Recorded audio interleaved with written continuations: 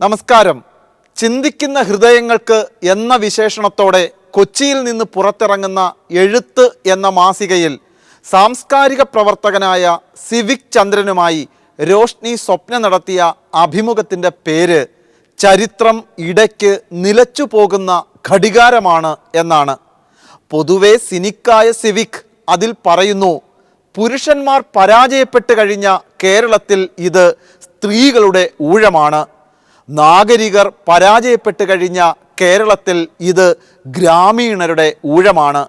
ഉപഭോക്താക്കൾ പരാജയപ്പെട്ട് കഴിഞ്ഞ കേരളത്തിൽ ഇത് ഉൽപ്പാദകരുടെ ഊഴമാണ്. അധ്യാപകർ പരാജയപ്പെട്ട് കഴിഞ്ഞ കേരളത്തിൽ ഇത് വിദ്യാർത്ഥികളുടെ ഊഴമാണ്. ഡോക്ടർമാർ പരാജയപ്പെട്ട് കഴിഞ്ഞ കേരളത്തിൽ ഇത് രോഗികളുടെ ഊഴമാണ്. അതെ, ഒരു നവകേരളം രൂപപ്പെട്ടു വരികയാണ്. പുതിയ പുതിയ ഊഴങ്ങളുടെ കാഹളം മുഴങ്ങുമ്പോൾ കഴുത്തിനേക്കാൾ പ്രധാനമായത് പലതുമുണ്ടെന്ന് നമുക്ക് ചിന്തിക്കേണ്ടി വരുന്നു. ഉള്ളത് പറഞ്ഞാൽ ആരംഭിക്കുകയാണ്. മല പോലെ വന്നത് എലി പോലെയാവുന്നു, എലി പോലെയായത് മല പോലെയാവുന്നു. എലി ഏതാണ് മല ഏതാണ് എന്ന് ചിലപ്പോൾ തിരിച്ചറിയാൻ കഴിയാതെയാവുന്നു. ബാർക്കോഴയിൽ മാണിസാർ കോഴ വാങ്ങിയതിന് തെളിവുണ്ടായിരുന്നു എന്നാണ് വിജിലൻസ് SP ആദ്യം ഒളിഞ്ഞും തെളിഞ്ഞും മൊഴിഞ്ഞത്. അതിൻ്റെ പേരിൽ തൻ്റെ മീതെ സമ്മർദ്ദമുണ്ട്. താൻ ആത്മഹത്യയെക്കുറിച്ച് പോലും ചിന്തിച്ചു. സത്യം പറഞ്ഞാൽ വേറെ നിങ്ങൾ അയ്യോ അതൊക്കെ എന്നെ കുറിച്ച് അത് സാറേ അത് അവരാണ് ചെയ്യേണ്ടത്. മനസ്സിലായില്ല, ഞാൻ അങ്ങനെ അത്ര ആത്മഹത്യ കുറിച്ചുള്ള പ്രശ്നം. അങ്ങനെയാണെങ്കിൽ ഇവിടുത്തെ എത്ര പേര് കേരളത്തിൽ ആത്മഹത്യ ചെയ്യേണ്ടി വരും. 6 മാസമായിട്ട് ഊണില്ല, ഉറക്കമില്ല, വീട്ടിൽ പോകാറില്ല, 10 മണി. ഇത് കേട്ട കേരളീയ സത്യസന്ധത കുളിരുകോരി. സത്യസന്ധതയുടെ ആൾരൂപമായ SP-ക്ക് വേണ്ടി പല നാവും ചലിച്ചു. ഇപ്പോഴത്തെ ഈ ബാർക്കോഴ കേസ് അന്വേഷിക്കുന്ന അന്വേഷണ ഉദ്യോഗസ്ഥൻ ഒരു നിഷ്പക്ഷമായ അന്വേഷണം നടക്കില്ല എന്നത് പൂർണ്ണമായി തെളിയിക്കപ്പെട്ടിരിക്കുകയാണ്. അദ്ദേഹത്തിൻ്റെ നേരെ സമ്മർദ്ദങ്ങൾ തുടങ്ങിയിട്ടുണ്ട് എന്നതിൻ്റെ തെളിവാണ്. സത്യത്തിൽ മാണിസാർ വിറച്ചു. ഒടുവിൽ സീസറിൻ്റെ ഭാര്യ സംശയത്തിന് അതീതയായിരിക്കണം എന്ന് കേട്ടതോടെ മാണിസാർ മന്ത്രി വീടിൻ്റെ പടിയിറങ്ങി. നിയമവ്യവസ്ഥയോട് ഉള്ള ആദരവ് പ്രകടിപ്പിക്കുന്നതിന് വേണ്ടി നിയമമന്ത്രി എന്നുള്ള നിലയിൽ നിയമവ്യവസ്ഥയോടുള്ള ആദരവ് സൂചകമായി ഞാൻ എൻ്റെ മന്ത്രിസ്ഥാനം ഇതിനാൽ രാജിവെക്കും. സത്യമേവ ജയതേ എന്ന് പലരും സന്തോഷം കൊണ്ടു. സത്യമേവ ജയതേ എന്നല്ലേ നമ്മൾ ഇന്ത്യയിൽ എപ്പോഴും പറയുന്നത്. പക്ഷേ തെളിവുണ്ട് എന്ന് മൊഴിഞ്ഞ മേപ്പടി SP ഇപ്പോൾ പറയുന്നു, തെളിവില്ല. ഇത്തരത്തിലൊരു മലക്കം മറച്ചിൽ വന്നത് കൃത്യമായ സമ്മർദ്ദത്തിൻ്റെ ഫലമാണ് എന്ന് തന്നെ കാണും. അല്ലാതെ ഒരു നീതിയുക്തമായ നിഷ്പക്ഷമായ അന്വേഷണത്തിലൂടെ വന്ന റിപ്പോർട്ടല്ല അത് തന്നെ കാണാൻ പറ്റും. ഇതെന്ത് മറിമായം എന്ന് പലരും മൂക്കത്ത് വിരൽ വയ്ക്കുന്നു. ഇതാണ് അന്വേഷണത്തിലെ ഇന്ദ്രജാലം.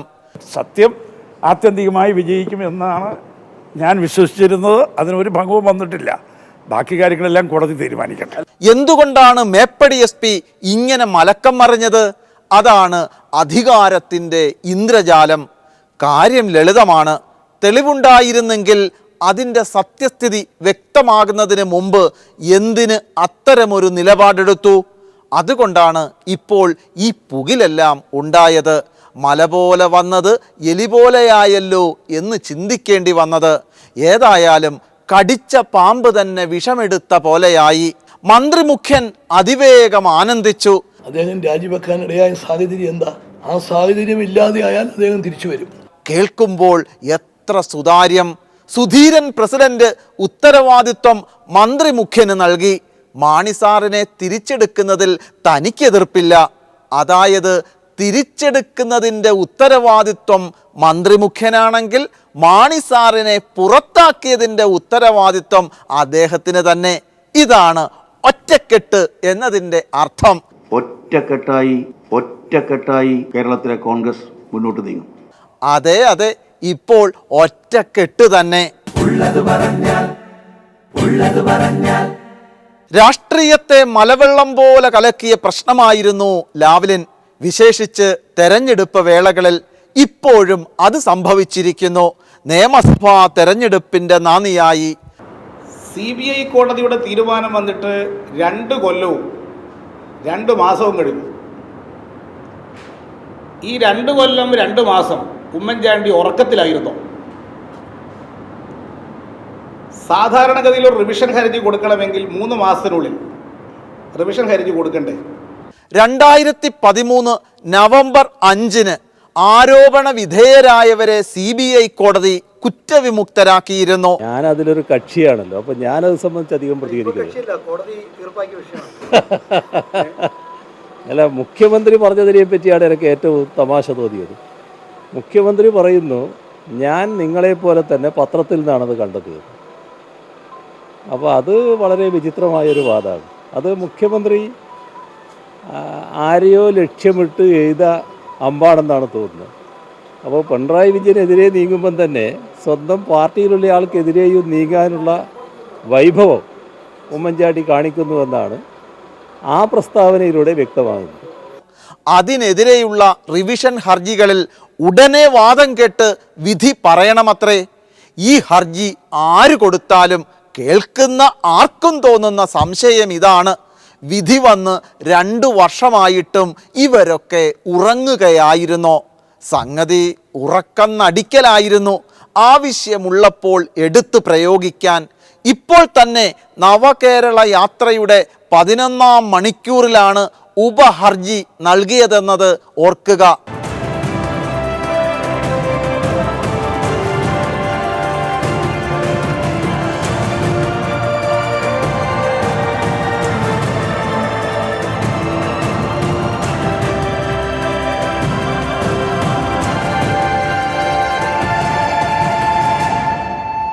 March begins. The slogans that have been raised through this Navakerala March. യാത്ര തുടങ്ങിയ നാൾ കോടതിയിൽ ഹർജി പരിഗണനയ്ക്കെത്തി. മാധ്യമങ്ങളിൽ ചർച്ച കൊഴുത്തു. ഇവിടെ ഹൈക്കോടതിയുടെ ചോദ്യം പ്രസക്തമാണ്. എന്തിനാണ് തിടുക്കം? മുൻഗണനാക്രമം തെറ്റിച്ച് ഹർജി അടിയന്തരമായി തീർപ്പാക്കേണ്ട കാര്യമെന്താണ്? 10,000-കണക്കിന് കേസുകൾ കെട്ടിക്കിടക്കുന്നു. അതിൽ അഴിമതി നിരോധന നിയമത്തിൻ്റെ പരിധിയിൽ വരുന്നവയുമുണ്ട്. 10-15 വർഷമായി കിടക്കുന്നവ. എല്ലാം പൊതു താല്പര്യമുള്ളവ. ഫലത്തിൽ കോടതിയിലേക്ക് മല പോലെ കൊണ്ടെത്തിച്ചത് എലി പോലെയായി. ഇവിടെ മറ്റൊരു കാര്യം കൂടി ഓർക്കേണ്ടതുണ്ട്.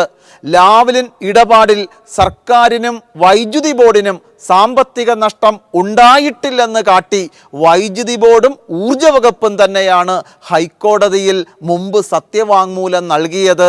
എന്നിട്ടിപ്പോൾ ഉപഹർജി നൽകുന്നത് കാണുമ്പോൾ അതിൽ രാഷ്ട്രീയമല്ലാതെ മറ്റെന്താണ് കാണാൻ കഴിയുക? അതെ, സിവിക് ചന്ദ്രൻ പറഞ്ഞതുപോലെ ചരിത്രം ഇടയ്ക്ക് നിലച്ചു പോകുന്ന ഘടികാരമാണ്. സ്വാമിയെ ശരണമയ്യപ്പ.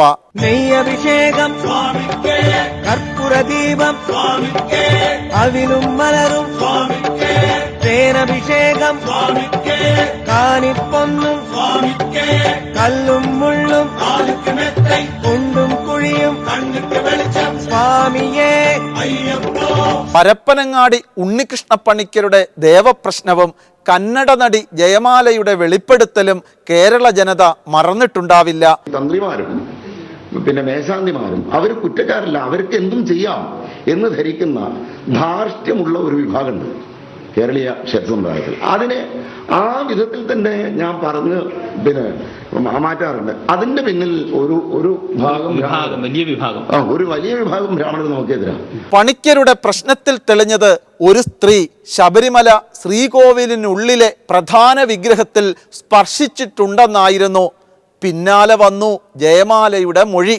അങ്ങനെ ചെയ്തത് താനായിരുന്നു. അതും 27-ാം വയസ്സിൽ തൻ്റെ ഭർത്താവിൻ്റെ ആരോഗ്യത്തിന് വേണ്ടി വിഗ്രഹത്തിൽ തൊട്ടു പ്രാർത്ഥിച്ചു. അത് വലിയ വിവാദമായി. പക്ഷേ ജയമാലയെപ്പോലെ അയ്യപ്പ ഭക്തമാർ മല ചവിട്ടണമെന്ന് കൂട്ടത്തോടെ ആഗ്രഹിച്ചാൽ എന്തു ചെയ്യും? സുപ്രീം കോടതിയുടെ നിരീക്ഷണം ഭരണഘടനാപരമായി ശബരിമലയിൽ സ്ത്രീകളെ വിലക്കാനാവില്ല എന്നാണ്. സ്ത്രീ പ്രവേശനത്തിന്, അതായത് ഏത് പ്രായത്തിലുമുള്ള സ്ത്രീകളുടെയും പ്രവേശനത്തിന് തടസ്സമായി പറയുന്ന ഒരു പ്രധാന കാര്യമെടുക്കാം. ശബരിമല തീർത്ഥാടനം നടത്തേണ്ടത് 41 ദിവസം കഠിന വ്രതം എടുത്ത ശേഷമാണ്. അതെ, സാധാരണഗതിയിൽ സ്ത്രീകൾക്ക് ഈ 41 ദിവസം വ്രതമെടുക്കാൻ കഴിയില്ല. അതിനിടയിൽ ഋതുവാകും. വാദം അംഗീകരിക്കാം. പക്ഷേ 41 ദിവസം കഠിന വ്രതം നോറ്റിട്ടാണോ ഇപ്പോൾ പുരുഷന്മാർ മല കയറുന്നത്, അയ്യപ്പ ദർശനം നടത്തുന്നത്? കാലം മാറിയപ്പോൾ അയ്യപ്പന്മാരുടെ വ്രതകാലത്തിനും മാറ്റമുണ്ടായി. ഇത് സത്യമല്ലേ? ആൺ സ്വാമിമാരുടെ കാര്യത്തിലുണ്ടായ ഈ മാറ്റം ആരും ചോദ്യം ചെയ്യുന്നില്ല. അതേപോലെ മാളികപ്പുറങ്ങൾക്കും 41 ദിവസത്തെ വ്രതകാലത്തിന് ഇളവ് നൽകാവുന്നതല്ലേ? അപ്പോൾ 41 ദിവസത്തെ പ്രശ്നം വരുന്നില്ലല്ലോ. ഇന്ന് ശബരിമലയിൽ യാത്ര പണ്ടത്തെ പോലെയാണോ? കല്ലും മുള്ളും കാലുക്കുമെത്തയാകുന്ന കാലം മാറി. ശബരിമല എത്രയോ മാറിയിരിക്കുന്നു. മല ചവിട്ടാതെ തന്നെ സന്നിധാനത്തെത്താവുന്ന സ്ഥിതി. അപ്പോൾ മറ്റ് അയ്യപ്പ ക്ഷേത്രങ്ങളിൽ എന്ന പോലെ ശബരിമലയിലും സ്ത്രീകൾക്ക് പ്രവേശിക്കാവുന്ന കാലയളവിൽ ദർശനം നൽകുന്നതിൽ എന്താണ് സർ തെറ്റ്? അതല്ലേ കാലോചിതമായ മാറ്റം? ക്ഷേത്രപ്രവേശന വിളംബരത്തിന് മുമ്പ് ഒരു വിഭാഗത്തിന് ക്ഷേത്രപ്രവേശനം നിരോധിച്ചിരുന്നത് എന്തിൻ്റെ അടിസ്ഥാനത്തിലായിരുന്നു? ആചാരങ്ങളുടെയും അനുഷ്ഠാനങ്ങളുടെയും അടിസ്ഥാനത്തിൽ. അവയെല്ലാം പരിഷ്കരിച്ച് ക്ഷേത്രപ്രവേശന വിളംബരമുണ്ടായി. അതാണ് ജനാധിപത്യത്തിൻ്റെ ശക്തി. അതേപോലെ ലിംഗസമത്വത്തിൻ്റെ സ്വപ്നങ്ങൾക്ക് പുതുചിറകുകൾ മുളയ്ക്കുന്ന ഈ കാലത്ത് പരിഷ്കരിക്കേണ്ട ആചാര അനുഷ്ഠാനങ്ങൾ പരിഷ്കരിക്കുക തന്നെ വേണ്ടേ? ഇപ്പോൾ ഈ വിഷയത്തിൽ നടി ജയമാല പറഞ്ഞതെന്തെന്നോ? ഒരു ദിവസമെങ്കിലും സ്ത്രീകൾക്ക് ദർശനത്തിന് അവകാശം നൽകണം. തിക്കും തിരക്കുമില്ലാത്ത ഒരു ദിവസം.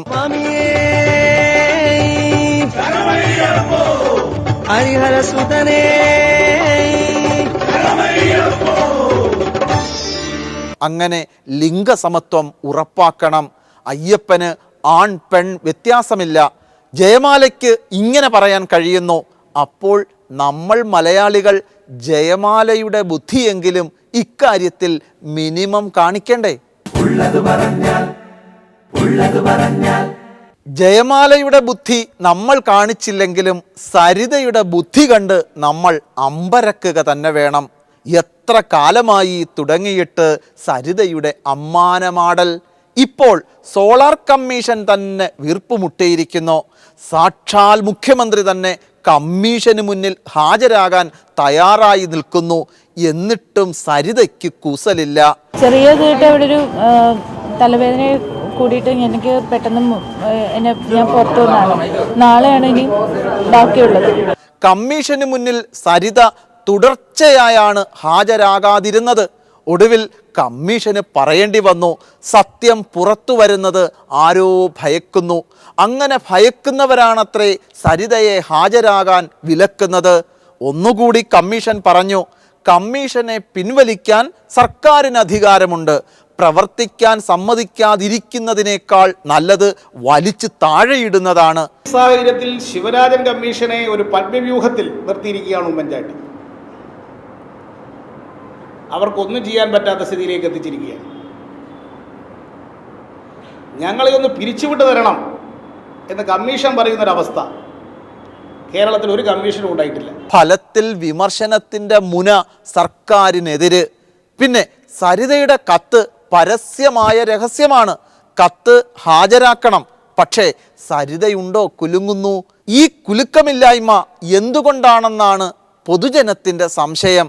അതിന് ശരിയായ മറുപടി മുൻ ജയിൽ DGPയുടെ സോളാർ മൊഴി പുറത്തു വന്നപ്പോൾ തീർന്നു. Alexander Jacob പറഞ്ഞതെന്താണ്? സരിതയുടെ കത്തിൽ 13 രാഷ്ട്രീയക്കാരുടെയും ഒരു ഉയർന്ന പോലീസ് ഓഫീസറുടെയും പേരുണ്ടത്രേ. അതായത് VIP കൾ. ഇത് പറയുന്നത് വെറും അലക്സാണ്ടർ ജേക്കബ് അല്ല.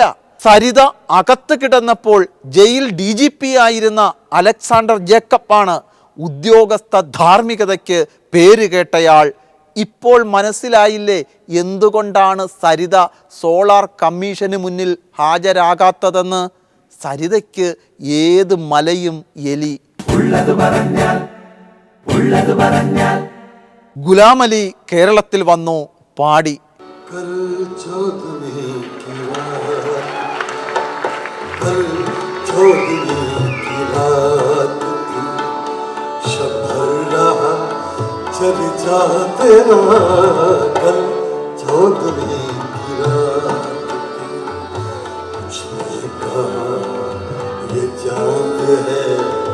മലയാളികളുടെ സംഗീത ഹൃദയം ആർദ്രമായി. ശിവജിയുടെ പിൻഗാമികൾ അവശ്രുതിയിടാൻ നോക്കി. ജലപീരങ്കികൾക്ക് മുന്നിൽ ധീരദേശാഭിമാനികൾ ഓടിയകന്നു.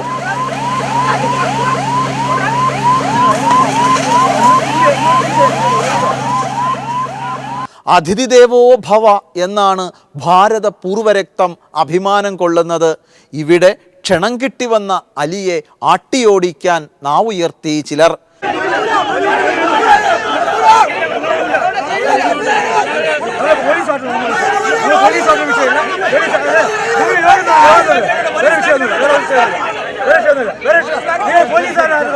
എന്നാൽ പാടൂ ഗുലാം അലി പാടൂ എന്ന് സംഗീത ഹൃദയർ വിളിച്ചു പറഞ്ഞു.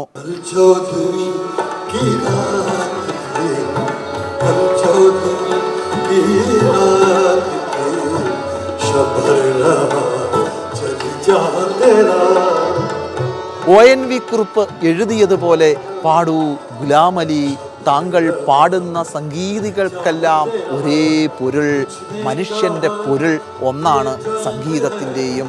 ഇങ്ങനെ നമ്മുടെ അയൽക്കാർ ഇവിടേക്ക് വരാൻ പാടില്ല, പാടാൻ പാടില്ല, ആടാൻ പാടില്ല, കളിക്കാൻ പാടില്ല എന്നൊക്കെ വിലക്കുന്നവർ ഏത് നൂറ്റാണ്ടിലാണ് ജീവിക്കുന്നത്?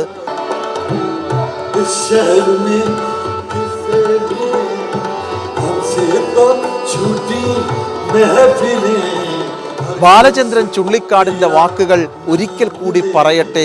രാജ്യത്ത് സംഗീതം നിരോധിച്ച ഔറംഗസീബിൻ്റെ പൈതൃകം ഇന്ന് ശിവജിയുടെ അനുയായികൾ ഏറ്റെടുത്തത് ചരിത്രത്തിൻ്റെ വലിയ തമാശ. അതെ, പ്രണയത്തിന് രാജ്യമില്ല, ദുഃഖത്തിന് രാജ്യമില്ല, സംഗീതത്തിനും രാജ്യമില്ല. അതുകൊണ്ട് ഗുലാം അലി പാടിക്കൊണ്ടേയിരിക്കും. ഒരു സേനയ്ക്കും അത് തടയാനാകില്ല. വിലക്കുകൾ കൊണ്ട് ആരുടെ വാക്കും തടയാനാകില്ല. വെബ്കാം കൊണ്ട് അഴിമതി ഇല്ലാതാക്കാൻ കഴിയാത്തതുപോലെ വെബ്കാം വെച്ചാൽ എല്ലാം സുതാര്യമാകുമോ? ജേക്കബ് തോമസ് വീണ്ടും അഴിമതിക്കാര്യം പറയുകയാണ്. വെബ്കാം വെച്ചിട്ടുണ്ട് എൻ്റെ ഓഫീസിൽ, അതുകൊണ്ട് ഇനി മുതൽ മൊത്തം സുതാര്യ കേരളമാണ് എന്നൊക്കെയുള്ള പാലിയേറ്റീവായിട്ട്, അതായത് ഫീൽ ഗുഡിന് വേണ്ടിയിട്ട്, അത് വളരെ നെഗറ്റീവായിട്ട് കറപ്ഷൻ പ്രോത്സാഹിപ്പിക്കുക മാത്രമേ ഉള്ളൂ. ഈ പറഞ്ഞ ബെനിഫിറ്റ് ഫ്രെയിമിങ്ങിലുള്ള ചെപ്പടി വിദ്യകൾ നിങ്ങൾ അല്ലെങ്കിൽ നമ്മുടെ മീഡിയ അങ്ങനത്തെ ട്രെയിൻ ചെയ്യുമ്പോൾ കേരളം ഒട്ടാകെ അങ്ങനെ ഒരു സാധനം വെക്കേണ്ട ഒരു അവസ്ഥ കേരളത്തിലില്ലേ? കാരണം എവിടെ കൊണ്ടുപോയി പൈസ കൊടുക്കാൻ നമുക്ക് അറിഞ്ഞൂടാ. എവിടെയാണ് ഒരാൾ മീറ്റ് ചെയ്യാൻ പറ്റത്തില്ലാത്ത ഒരാളെ മീറ്റ് ചെയ്യുന്നത് നമുക്ക് അറിഞ്ഞൂടാ. ഇപ്പൊ കേരളം മൊത്തം നമുക്ക് ഇങ്ങനെ ഒരു വെക്കാൻ വെക്കേണ്ട ഒരു അവസ്ഥ വന്നിരിക്കുകയാണ്. ഓരോ ഇൻവെസ്റ്റിഗേഷനും ഇറ്റ്സ് എ പ്രോസസ് ഓറിയന്റഡ് ആണ്. പ്രതി ആക്കാതിരിക്കാൻ ഇൻവെസ്റ്റിഗേഷൻ നടത്താം, പ്രതി ആക്കാൻ ഇൻവെസ്റ്റിഗേഷൻ നടത്താം. നിങ്ങൾ പണ്ട് ചില CBI ഇൻവെസ്റ്റിഗേഷൻ അവർ കാണാറുണ്ട്. CBI ആദ്യം തീരുമാനിക്കാൻ പ്രതി ആക്കണമെന്ന്, പിന്നെ ഇങ്ങനെ കളക്ട് ചെയ്യാണ് അതിന് വേണ്ടിയിട്ടുള്ള സപ്പോർട്ട് ചെയ്യുന്ന എവിഡൻസുകൾ. അപ്പൊ അതൊരിക്കലും നല്ലതല്ല. ഉള്ളത് പറഞ്ഞാൽ ജേക്കബ് തോമസിന്റെ വാക്കുകൾ കൊള്ളേണ്ടിടത്ത് കൊള്ളേണ്ടതുപോലെ കൊള്ളുകയാണ്. നിയമം കൊണ്ട് എന്തിനെയാണ് തളർത്താനും വളർത്താനും കഴിയുന്നത്? മാധ്യമം ആഴ്ചപ്പതിപ്പിൽ ബ്രിട്ടാനിക്ക എന്ന പങ്ക്തിയിൽ ജോൺ ബ്രിട്ടാസ് എഴുതിയത് മലയാള ഭാഷാ സ്നേഹികൾ വായിച്ചിരിക്കേണ്ടതാണ്. ബ്രിട്ടാസിൻ്റെ വാക്കുകൾ ഇങ്ങനെയാണ്: മലയാളം സംരക്ഷിക്കപ്പെടണം, പരിപോഷിപ്പിക്കപ്പെടണം. എന്നാൽ ഒരു നിയമത്തിൻ്റെ വേലിക്കെട്ടുയർത്തി ഭാഷാ കൃഷി നടത്താമെന്ന് ആരെങ്കിലും വിചാരിച്ചാൽ അവർ ചരിത്രത്തിൻ്റെ നേർക്ക് കൊഞ്ഞനം കുത്തുകയാണ്. 50-100 വർഷം മുമ്പുണ്ടായിരുന്ന മലയാള ഭാഷയെ മാറ്റിമറിക്കാൻ ആർക്കെങ്കിലും അധികാരമുണ്ടെങ്കിൽ ഇന്നത്തെ ഭാഷയെ മാറ്റാനുള്ള അവകാശം പുതുതലമുറയ്ക്കുണ്ട്. മലയാള ഭാഷയെ സംരക്ഷിക്കാനും പരിപോഷിപ്പിക്കാനും കേരള നിയമസഭ പാസാക്കിയ നിയമം മുമ്പിൽ വച്ചാണ് ജോൺ ബ്രിട്ടാസിൻ്റെ വികാര വിക്ഷോഭം. മലയാള ഭാഷയുടെ ഉൽപ്പത്തിയും വികാസവും പരിണാമവും നന്നായി പഠിച്ചിട്ടുള്ളവർ ബ്രിട്ടാസിൻ്റെ വിക്ഷോഭത്തിന് അഭിവാദ്യം നൽകും. മല പോലെ വന്നത് എലി പോലെയാകുമ്പോൾ എലിയെ പിടിക്കാൻ പത്തായം തേടുന്നതിൽ എന്ത് കാര്യമാണുള്ളത്? ഉള്ളത് പറഞ്ഞാൽ എലിപ്പത്തായങ്ങളിൽ നിന്ന് നാം വിടുതൽ നേടേണ്ട കാലം എന്നേ കഴിഞ്ഞു. നിങ്ങളുടെ അഭിപ്രായങ്ങളും നിർദ്ദേശങ്ങളും ഞങ്ങൾക്കെഴുതുക. വിലാസം ഉള്ളത് പറഞ്ഞാൽ @kaiരളിtv.in. വീണ്ടും കാണാം അടുത്ത ആഴ്ച ഇതേ ദിവസം ഇതേ സമയം.